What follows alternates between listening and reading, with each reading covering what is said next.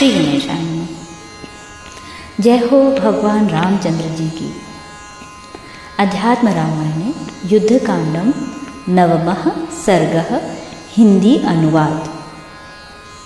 हिंदी अनुवाद हमें श्लोक 19 से आरंभ करना है, मगर उपलब्ध अनुवाद संयुक्त रूप से श्लोक 16 से आरंभ होकर प्राप्त है, तो श्लोक 16 से ही आरंभ करेंगे।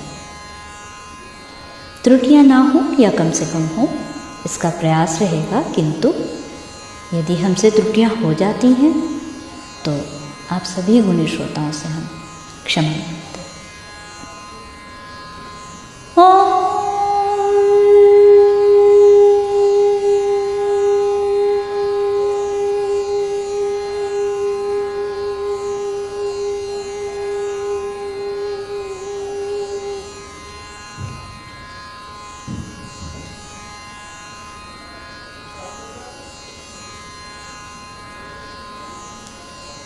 हे वीर, इस हिंसा परायण दुरात्मा पापी को आप शीघ्र ही मार डालिए। विभीषण के वचन सुनकर शुभ लक्ष्मण ने राक्षस राजकुमार मेघनाद की ओर बाण बरसाने आरंभ किए तथा वानर यूथपति भी सब ओर से पत्थर, पर्वत शिखर और वृक्ष आदि से दैत्यों पर प्रहार करने लगे। इसी प्रकार राक्षसों ने भी वानर यूथपतियों और वानर सेना पर परशु, तीक्ष्ण बाण, खड्ग, यष्टि और तोमरादि शस्त्रों से आक्रमण किया। तब वहाँ बड़ा भारी कोलाहल हुआ और राक्षस तथा वानरों में बड़ा घमासान युद्ध छिड़ गया। श्लोक 19।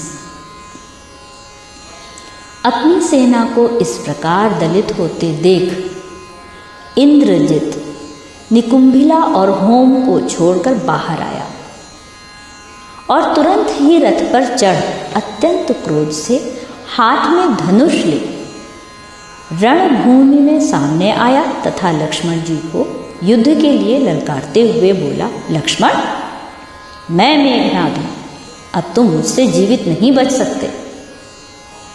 फिर वहां अपने चचा विभीषण को देखकर वह कठोर शब्दों में कहने लगा, तुम इस लंकापुरी में ही उत्पन्न हुए हो और इसी में रहकर इतने बड़े हुए हो तथा मेरे पिता के सगे भाई हो, किंतु अब तुमने अपने स्वजनों को छोड़कर शत्रुओं का दासत्व स्वीकार किया है। मैं तुम्हारे पुत्र के समान हूं, न जाने तुम कैसे मुझसे द्रोह कर रहे हो। अवश्य ही तुम बड़े पापी और दुरात्मा हो।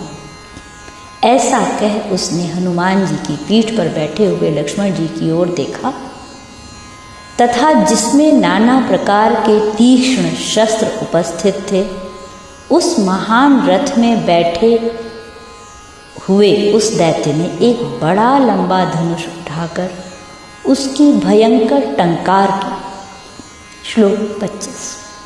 और बोला, अरे वानरों, आज मेरे बाण तुम्हारे प्राणों को पिएंगे।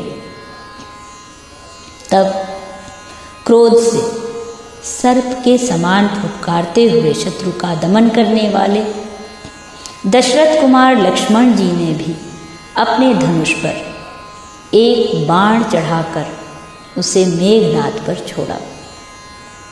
इधर इंद्रजित ने भी क्रोध से लाल लाल नेत्र कर लक्ष्मण जी की ओर देखा। श्लोक 27। श्री लक्ष्मण जी के छोड़े हुए इंद्र वज्र के समान महाकठोर बाणों के लगने से वह एक मुहूर्त के लिए अचेत हो गया। फिर चेत होने पर उसने अपने सामने दशरथ नंदन वीर वर लक्ष्मण जी को खड़े देखा। उन्हें देखकर वह राक्षस क्रोध से नेत्र लाल कर उनकी ओर दौड़ा। श्लोक 29। तथा अपने धनुष पर बाण चढ़ाकर उनसे यूं कहने लगा, यदि तूने पहले युद्ध में मेरा पराक्रम न देखा हो तो मैं तुझे अभी दिखाई देता हूँ। तू जरा स्थिरतापूर्वक खड़ा रहे।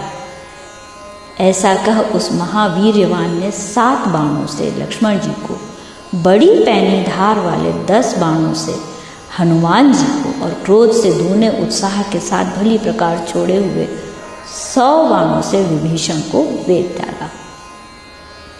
इधर लक्ष्मण जी भी शत्रु पर बाणों की वर्षा सी करने लगे। श्लोक 33। उनके बाणों से छिन्न भिन्न होकर मेघनाद का सुवर्ण की सी आभा वाला कवच तिल तिल होकर रथ के पिछले भाग में गिर पड़ा और फिर वहां से पृथ्वी पर जा गिरा। श्लोक 34।